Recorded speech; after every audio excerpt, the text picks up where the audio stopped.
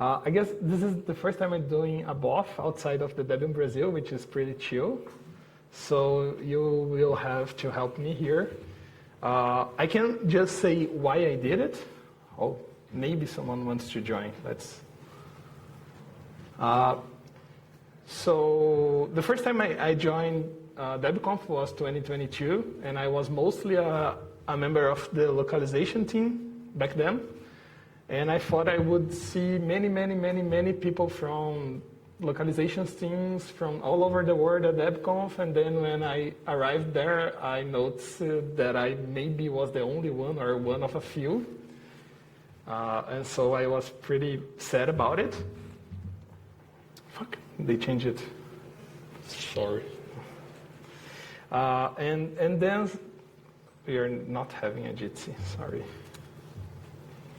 And then I saw Paulo trying to do a localization track on FOSDEN. I saw the email from Thomas Vincent from the DDTSS asking for feedback from other localization teams, and he mentioned the Italian team had a lot of scripts that this team used to make life easier.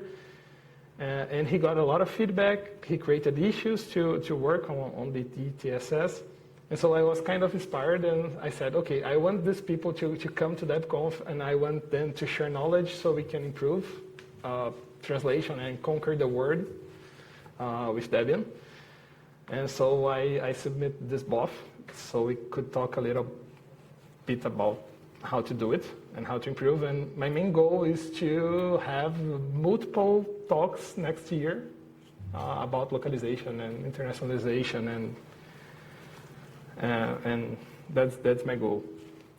So I'd like to ask you to introduce yourselves and which localization teams you are a member of, if it's okay for you. If you don't want to do it, no problem, just pass the microphone. So I'm Charles.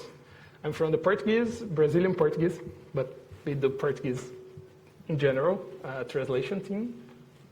I'm Thomas. I do not do any translation, but I'm from the web team, and there are some pages on the web, Debian web pages, that show some statistics about translation. So I'm more interested in which web pages are useful for the translators.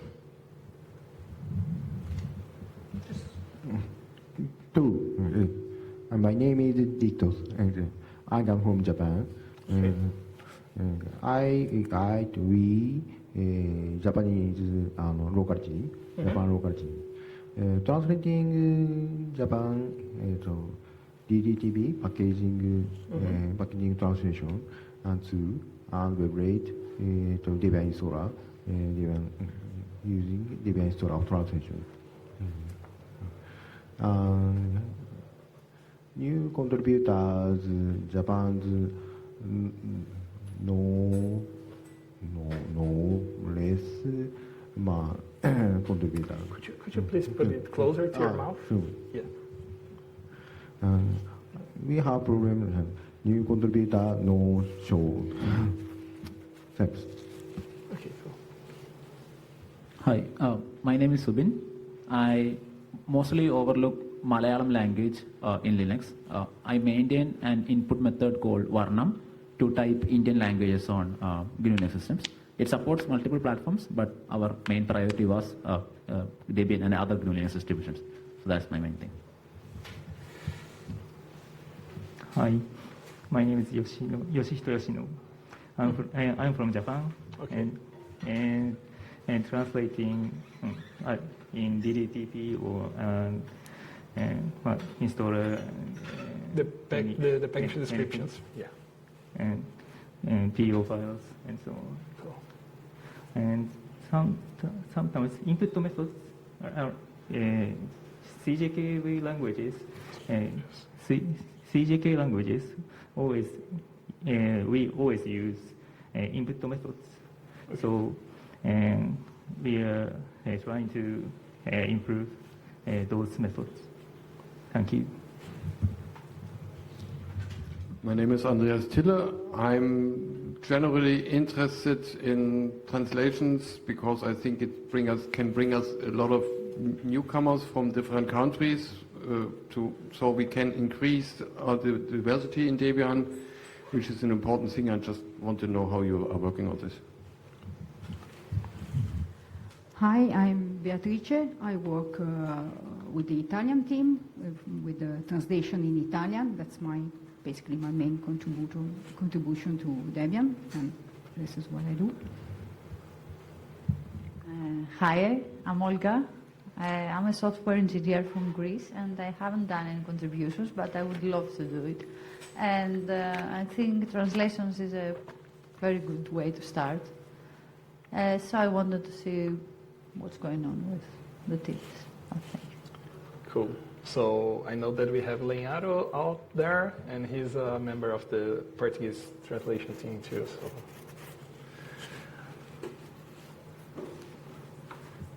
Yeah, I didn't have quite an agenda, so maybe we can go and through a bit of these topics that I had in there before, but maybe also you could suggest some topics for us to discuss.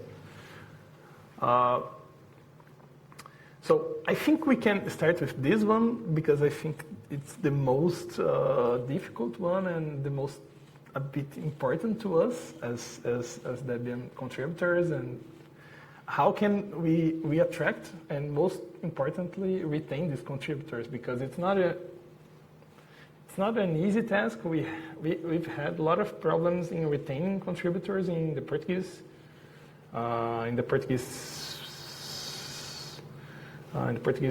localization team, because people generally come and they do 1 or 2 contributions and then they don't do anything at all later. So it's a problem to us.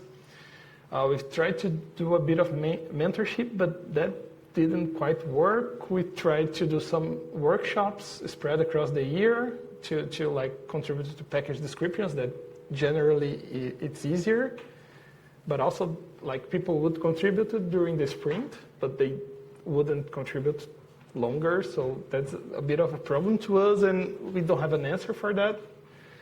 Doing the sprints actually helped to attract new contributors, but we couldn't retain them, so that's a problem. Do you guys have a similar experience? Do you have solutions maybe, or?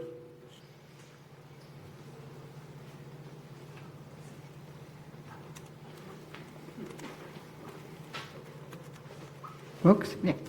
I can say something from the point of view of the Italian team. This is a problem for us too. For a long period of time, we didn't have new contributors. The same old people kept translating. Thankfully, we were active. As you said, I think contributors, translators specifically, remain when they find something that they get an attachment to. I don't know how to say.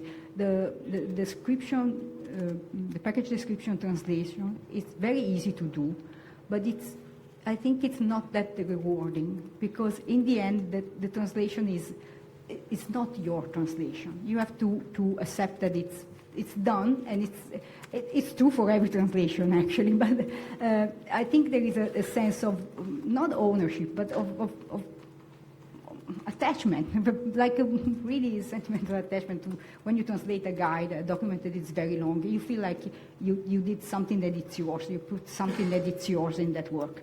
And that's what makes you want to keep it updated and so on. The description is not something, it's not yours. It's done, and you don't have any motivation to go back to them. Web pages, it's better, I think. That's why we try to start contributors with as I said, the DebConf file, which are very short. They're very easy to do, but they are yours. You do something, you do everything from the start. Once you finish them, you can send them the normal way to finish a translation. In that case, is to send a wishlist bug with the tag localization, with the tag patch, and you send it to the bug tracking system, and you've done everything. And you see it, you see that it's your work, you see that it's your name, it's on the web pages, and that's something that you've done. I think that can help a bit. With the package description, it's not so I think that lacks. And how to find new contributors, it's very difficult. I don't know. We talked about sending some messages in the Debian Italian team, the Debian Italian mailing list, the one for the users, like maybe once every few months, saying, we need translators, do you think you can help with translations, something like this. And as I said to someone, what we try to do is to answer right away to anyone who writes to the mailing list. Everybody that writes, I would like to help, gets a reply in one day. Even if it's just the last time it happened, it basically had the 2 replies that said, I cannot answer right now, but I will get back to you, and with a defined date. Because I think it's demoralizing to say, I would like to help, and then you don't get an answer for maybe 10 days. So, but it's very difficult. Yes, I don't have solutions, only problems.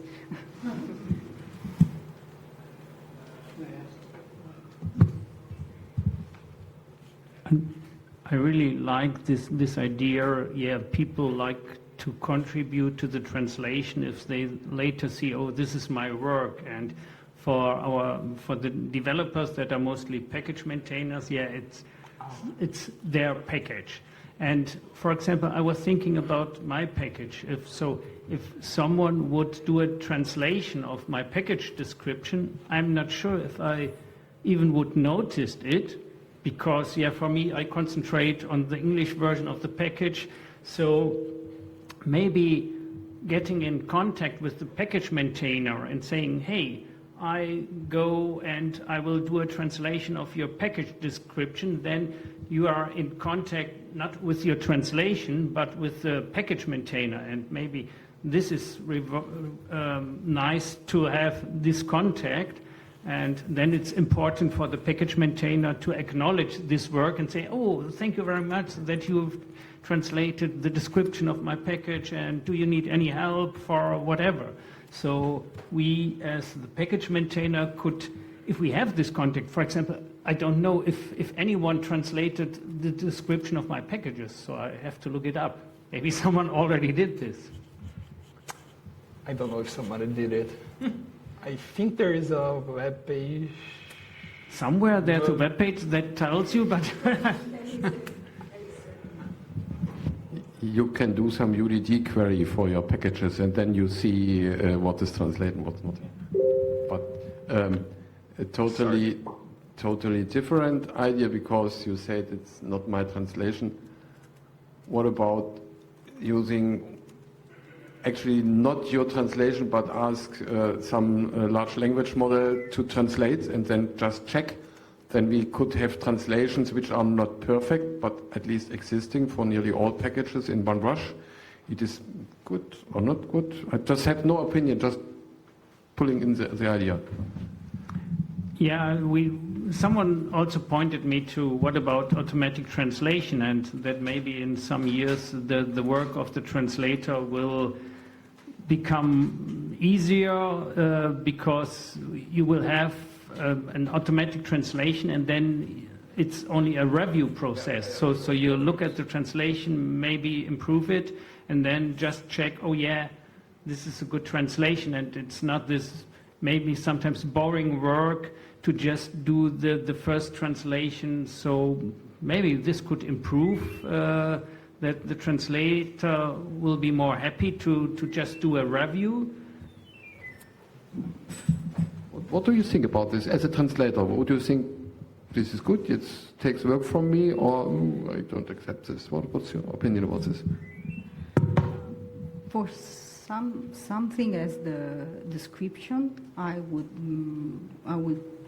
take yes, I would think that would be okay if there is a review process. I would what happens with translations, we find, even recently another translator in Italian team asked, I have to update this page. For me, it's less work to erase it completely and start from scratch. So I think it will depend on how good is that automatic translation, because sometimes it could be easy to erase everything and start from scratch if everything is too.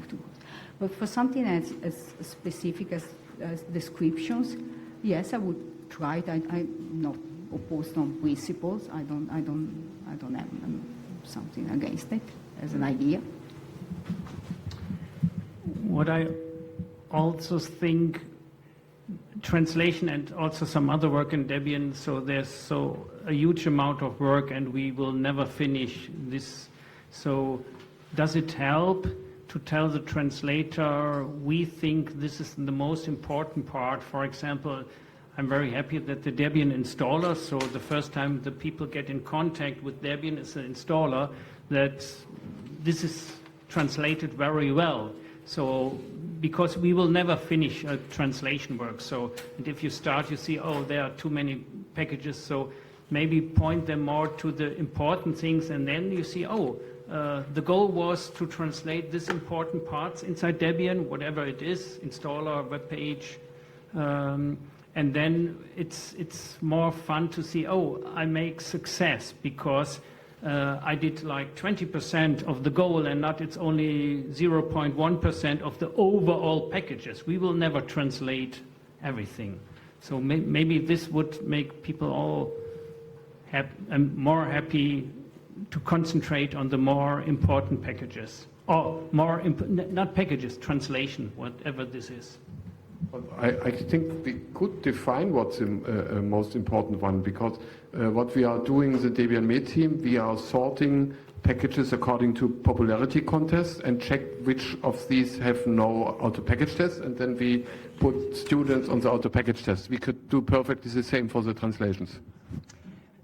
I think, yeah, the popularity is one point, but I also saw that there are some libraries which has a high popularity because it needs to be available on every system, but the end user doesn't care if some library is translated or not. I think we should concentrate. The translation are not for us developers or for a system programmer. They read the source code or have their English manuals, or for example, I guess the policy manual. There's no need to translate it, because if you want to become a developer and cannot speak English, yeah, sorry, that wouldn't work. So concentrate on the documentation that is needed by the end user, the not technical users. They need translations. But this can also be fine-grained by the query you are doing. You can say just prefer X11 applications for this, which we exclude, so just or exclude lib something for this thing. Yeah. Thank you for the input. I'd like to, because we are a little bit tight on time, so I'd like to focus on another stuff actually and ask people here, because we do have some people that are not translators at this moment. It is the amount of tooling that one needs to know to start contributing, because we have the package descriptions that works on the DDTSS. Okay, it's a web page. It's mostly okay to learn how to do things. Then we have the website that uses the WML files, and for that you need to learn how to do Git. You have a lot of things to check. So after you do the translation, then you have to make the HTML page, then check if the HTML is correct before sending the page, and then you have to send a mail to the mailing list. So you are announcing and asking for a review, and then you have all this mailing list process. And then on the other hand, then you have like DebConf stuff that you need to use the mailing list. You need to know how to work with PO files, and then you have to submit a bug through the mailing list. At least for me, it's okay. I'm a software developer. I do that like with my eyes closed, but I reckon that people that are coming for a translation do not need to know that, and we shouldn't force them to learn Git and mailing lists and a lot of tools to do it. But also we didn't improve that much on that side on our team. So what do you guys think about it? Do you have some ways to mitigate it on your team or something? I'd like to open for discussion.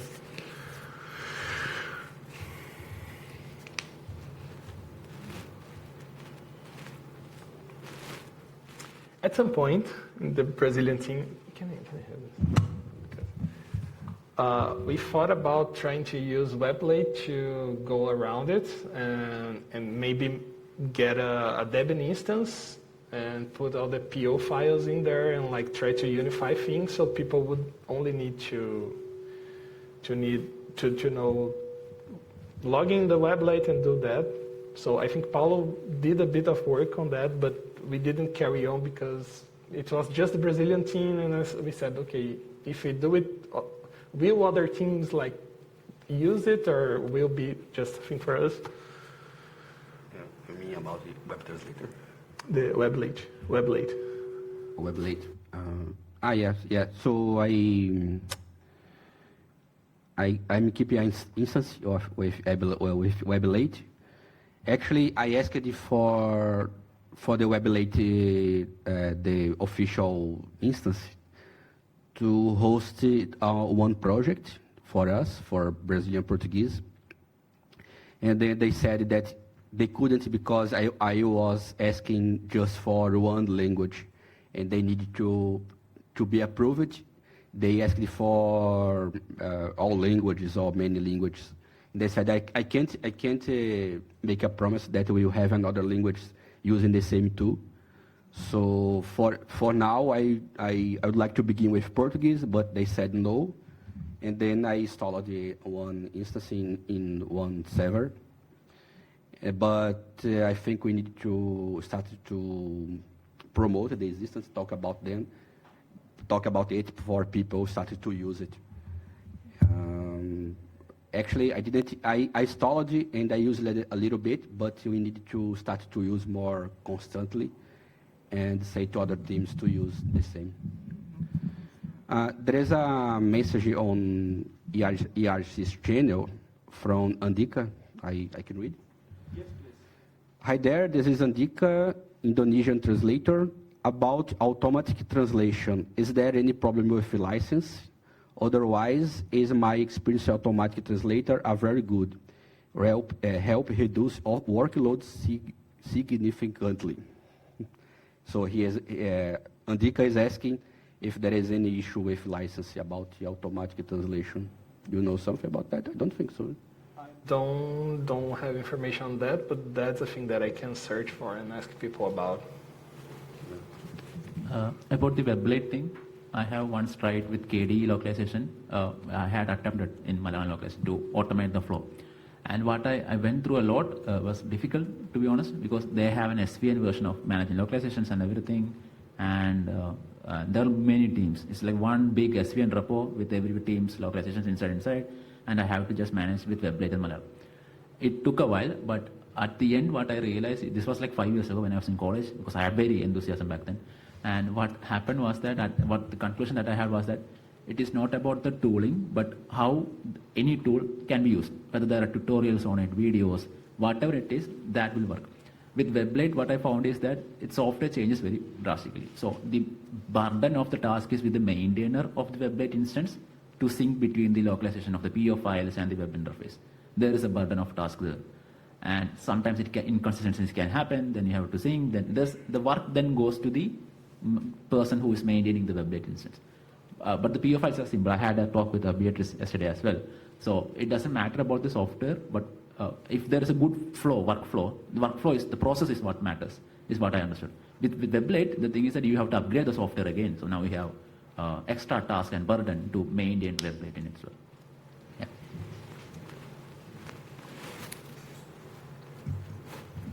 Cool. So I think that follow up discussion is on workflows and process and tools and scripts to help us. I know the Italian team does have a lot of tools.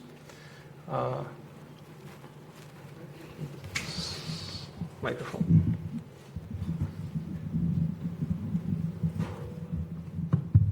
I would quickly say one short thing about Weblate, which is, I said yes. I think Weblate has a bit of the same problem that description have.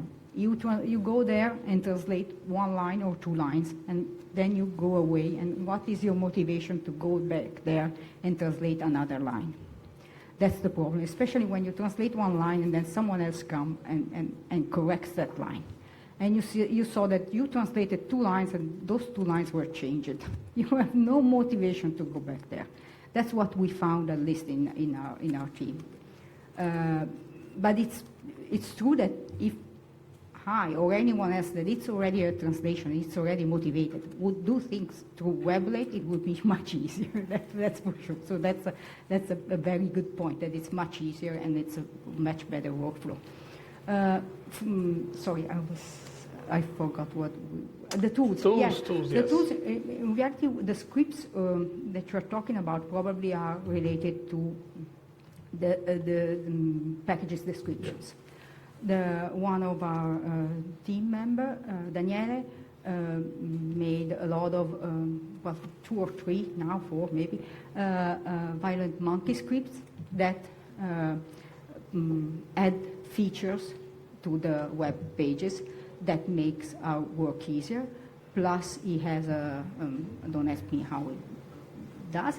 He has daily, he creates a database of all our translations that help us be consistent, because I can go in his website and search for a specific word or a specific phrase and see how it was translated before and translated the same way.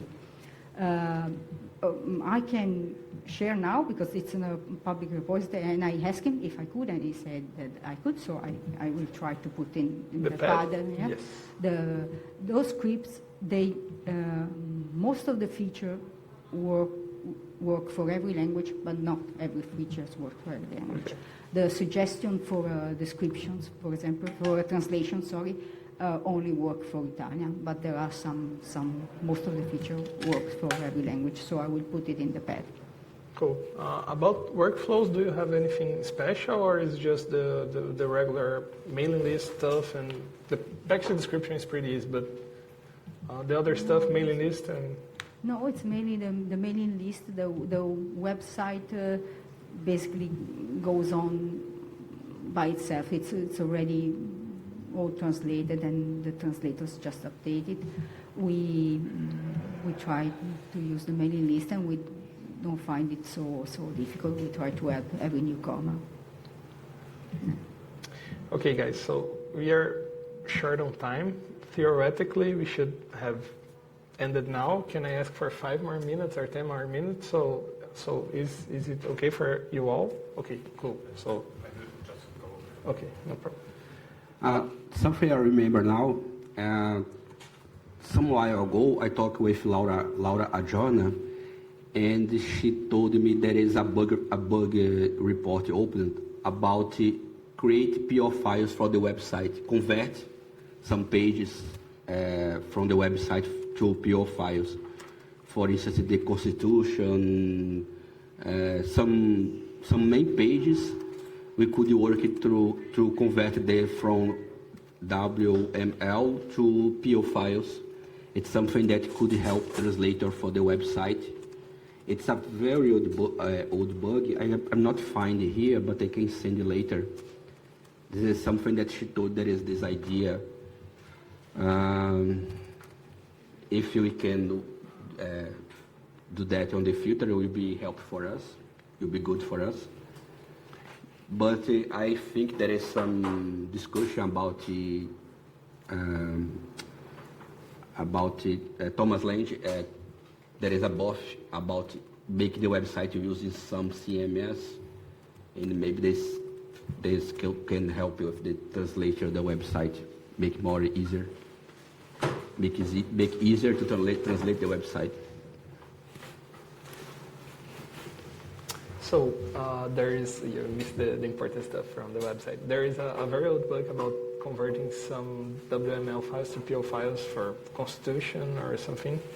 And there is also your proposal to use another way to build the site so we could have that for free. It's more like an idea at this point, or? Yeah. Okay. So there's a BoF, I'm not sure when, where we just want to collect input, what technical needs are. For example, what do the translators like to have in a new system? Do you know the name of the BoF? Just search for my name. Oh, yeah. It's tomorrow. Yeah, steps toward the modern CMS. So Carsten and I will just collect some things and present our ideas. Okay, cool. And I think one thing that is fixed, we want to get rid of WML and use something like Markdown. And yeah. Please.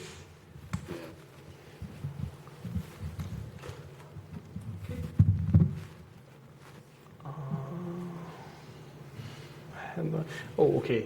So I asked for 10 minutes. We have 5 minutes left. So I'd like to ask other people that have never contributed to give a feedback on what you've seen now, or maybe if you're planning to contribute, and maybe we can point you to the right people. If you'd like to,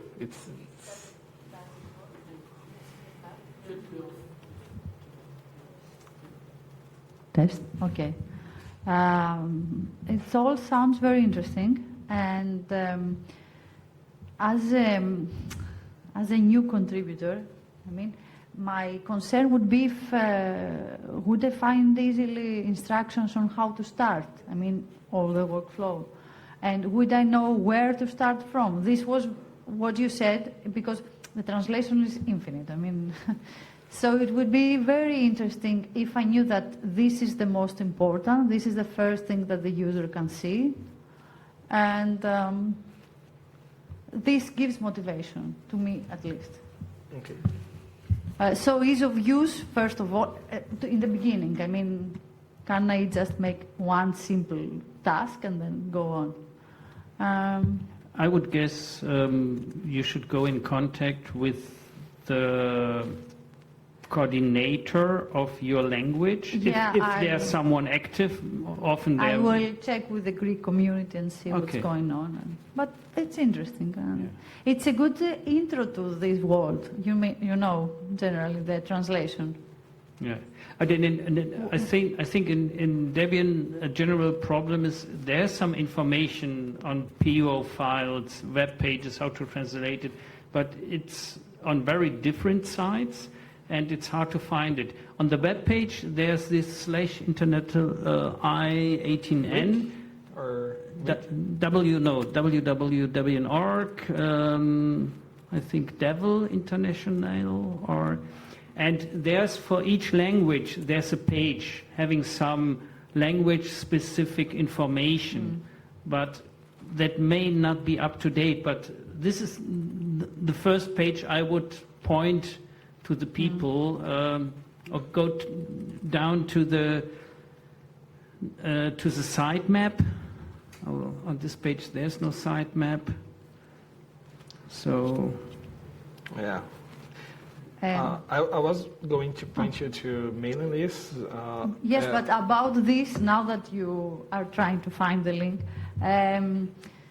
it would be nice if there was imagine somebody wanting to contribute to Debian. I mean, you don't know its level, but neither does she or he. But it would be nice to see, okay, you want to contribute, start with this. It may not be the translations, but the simplest thing. And next is this, just, So it's not very nice because it's all in Portuguese, but we do have a week page, and here we have the priorities listed. Great, okay. Okay, so we try to, we have a very nice contributor that organized this page, and then we have the priorities, and then all the things that we work on, like the web pages, the DebConf, the package description, the installer, and have everything listed, and the priority listing there. Then we have like, if I want to help translate, what should I do? Yeah. And then there is the instructions here. Yeah. And then we have some more links. So this is just in Portuguese, or It's in Portuguese, but the Portuguese team did this Yeah. for okay. But I think that maybe Italian team also has that, and the other teams also have something like it. But it's not a standard, so. Okay, yeah. Oh, Thanks. yes.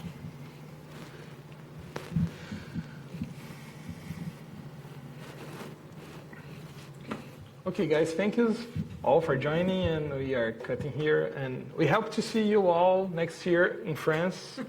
And for all the other people who want to join as a translator, you also can have a bursary to go and attend DebConf. So it's not only for Debian developers or maintainers, it's for all contributors, localization team included. So yeah, that's it. Thanks.